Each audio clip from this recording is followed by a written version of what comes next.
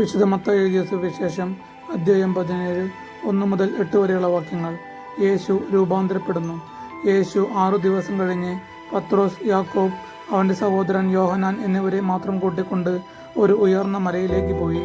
അവൻ അവരുടെ മുമ്പിൽ വെച്ച് രൂപാന്തരപ്പെട്ടു. അവൻ്റെ മുഖം സൂര്യനെ പോലെ വെട്ടിത്തിളങ്ങി. അവൻ്റെ വസ്ത്രം പ്രകാശം പോലെ ധവളമായി.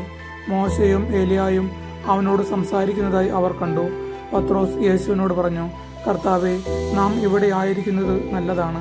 നിനക്ക് സമ്മതമാണെങ്കിൽ ഞങ്ങൾ ഇവിടെ 3 കൂടാരങ്ങൾ ഉണ്ടാക്കാം. ഒന്ന് നിനക്ക്, ഒന്ന് മോശയ്ക്ക്, ഒന്ന് ഏലിയായ്ക്ക്. അവൻ സംസാരിച്ചു കൊണ്ടിരിക്കുമ്പോൾ ശോഭയേറിയ ഒരു മേഘം വന്ന് അവരെ ആവരണം ചെയ്തു. മേഘത്തിൽ നിന്ന് ഇങ്ങനെ ഒരു സ്വരമുണ്ടായി, ഇവൻ എൻ്റെ പ്രിയപുത്രൻ, ഇവനിൽ ഞാൻ പ്രസാദിച്ചിരിക്കുന്നു, ഇവൻ്റെ വാക്കു ശ്രവിക്കുവിൻ. ഇത് കേട്ട ക്ഷണത്തിൽ ശിഷ്യന്മാർ കമിഴ്ന്നു വീണു.